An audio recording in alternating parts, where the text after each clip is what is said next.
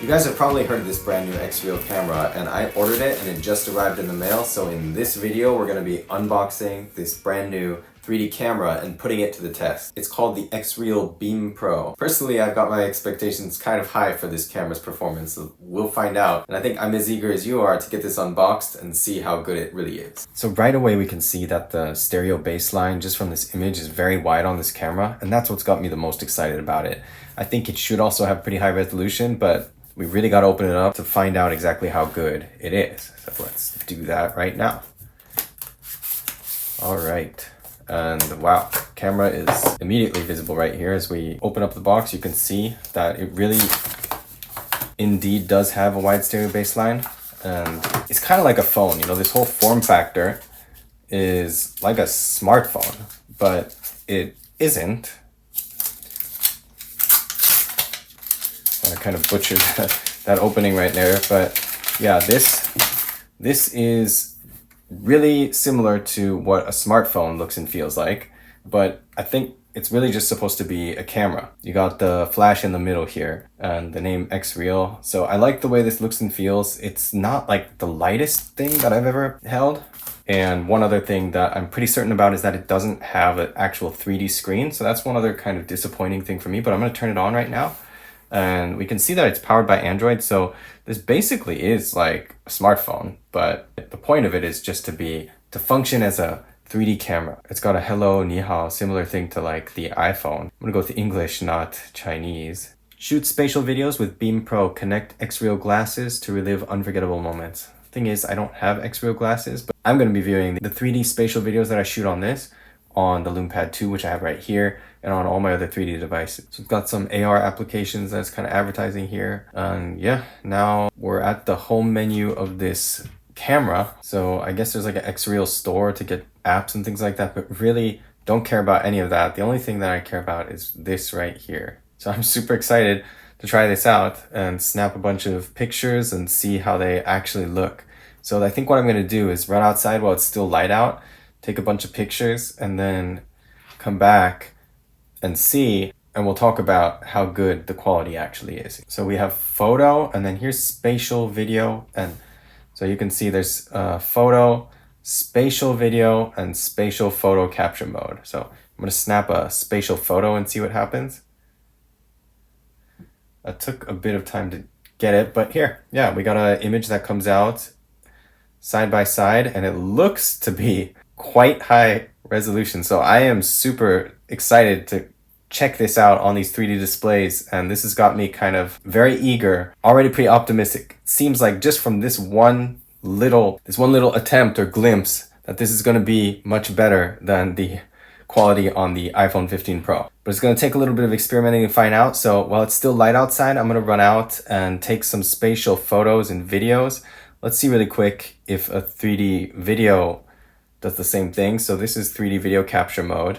And if I stop it and then click on the video I captured, then here, same thing. So I got the video side by side. Having a hard time zooming in on this one, but it also does look like the quality is pretty good. So I'll snap a few photos and videos, and then we'll check them out on some of the 3D devices and see how good this quality really is. Okay, so where do I begin? Do you want to hear the good news or the bad news first? Maybe I should call it the very bad news. Let's just start with the good news. The quality of the photos captured on this are actually pretty good. It's got nice depth, as you would expect, because of the well-separated cameras, and it reminds me in a way of the photos captured on the LumePad 2. But the problem with this one is that when you zoom in, it seems to get a bit of a loss of detail and quality, especially with stuff that's not up close. So if you have an up close shot and you zoom in, there's good detail, but when you have stuff far off into the background, like scenery, beyond the subject and the things that are close to you, yes, there's good depth, but when you zoom in, like the stuff that's a little bit further out really loses a ton of detail right away. So I don't know, maybe I need to practice a little bit more with this camera, but there's the possibility that it's just not good at focusing and capturing good detail on all that in 3D, which is not the case with the LumePad 2 and the Nubia Pad 3D. I think the camera does a beautiful job actually, even though there's less depth than this. The depth is still good, and then it captures a ton of detail out surprisingly far into the distance. So that's the good news. The camera seems to be actually a pretty clear, good 3D camera overall, just in general, but the problems here, there are a ton of them. And the first one is that, let me just start with the worst. The software here is abysmal. It is literally the worst thing I've ever encountered. I thought the Coolpad Android phones, I'll do a separate review for those, had it rough. But this is just awful, like the worst I have ever seen. And clearly, they are making it intentionally difficult to use 3D videos and photos on anything other than the XREAL glasses, which I'm not going to buy. And that's not the only problem, but it's really just intended for that. You plug those in, maybe you get a great, easy, simple, seamless experience with those glasses. But trying to get these things on literally anything else, I was having a hell of a time just getting it onto the lume pad.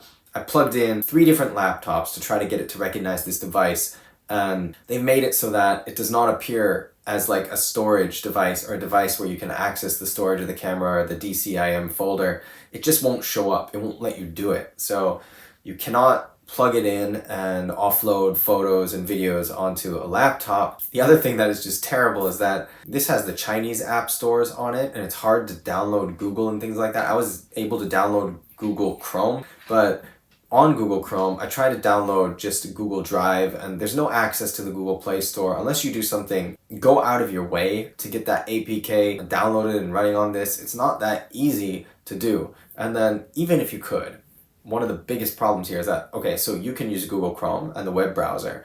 I opened up Google Drive and I logged in and I went to share my videos and photos to Google Drive because that can basically get it to any of my devices the easiest. Well, it won't let you share it to anything other than Bluetooth or some weird Chinese app that I've never heard of. That's obviously not going to work easily with any of my other devices. It just won't even show up as an option, and I don't see any way to add it. So this is just unheard of to me. Like, you can't even share. You can go into the photo album or go directly from the camera, either your photo library album or just from the photo viewing part within the camera app. Neither of those let you share to like anything, just Bluetooth. So, well, Bluetooth, I guess, sort of works, and I connected it to the lume pad too and started trying to send some photos over Bluetooth. The first videos I tried to send just failed, so it didn't work well. And then I sent over some photos, and it's extremely slow. I was able to view them and confirm that the 3D quality, actually is pretty decent. So that was the only thing that was kind of a relief. But then I tried to send more photos over, and it has to be done one at a time. It's super slow for each one. My sense from capturing videos with this is that, yes, it just has a default mode set to 60 frames per second in 3D with this camera, which you would think would be a great thing. But the problem is, I don't think this phone, I hesitate to call it a phone because it's pretty garbage outside of just the camera. It's one of those things where it can't keep up with itself. I feel like it's trying to capture in 60 frames per second, but whatever is powering this at all, it's not powerful enough to even like keep up with the capture of whatever you're trying to do. It just felt, that was my initial impression anyway, but it looked like it was stuttering pretty bad. So what's the point of capturing at 60 frames per second if it's going to be super choppy? I don't know. I am really disappointed, not so much because the camera is bad, but I guess the hardware outside of that, and then the software being literally the most hard to work with software I've ever seen. It seems to intentionally be made difficult to like work with anything outside of this XREAL product line. I can't say 100%, maybe I'll find better ways to work around this because it's so convenient to be able to carry around a camera like this that takes photos and videos that are close to the level of the lume pad 2 and the lume pad 3D or better depth, but even if the resolution isn't quite as good or sharp, still, that would be wonderful. It seems way better than what the iPhone can take. Like, I'm filming in 3D on my iPhone 15 Pro right now, but I actually kind of hate it. Like, I really do not like the quality of the spatial cameras is really not that good on the iPhone at all. It's a shame if I have this camera and I can take this around, but it's nearly impossible to use and view on anything else. That's just my initial thoughts. Maybe I'll do another like full review at a later date once I've spent more time with it and actually tested things to see if I can work out the kinks, but my initial impressions and advice to you is to hold off on purchasing this unless you have a pair of these glasses. Then maybe it'll work better for you. And then the other thing is, if you don't live in China, it's just going to be hard to use because this is not made really with a global audience in mind, clearly. Using it, everything is just Chinese apps.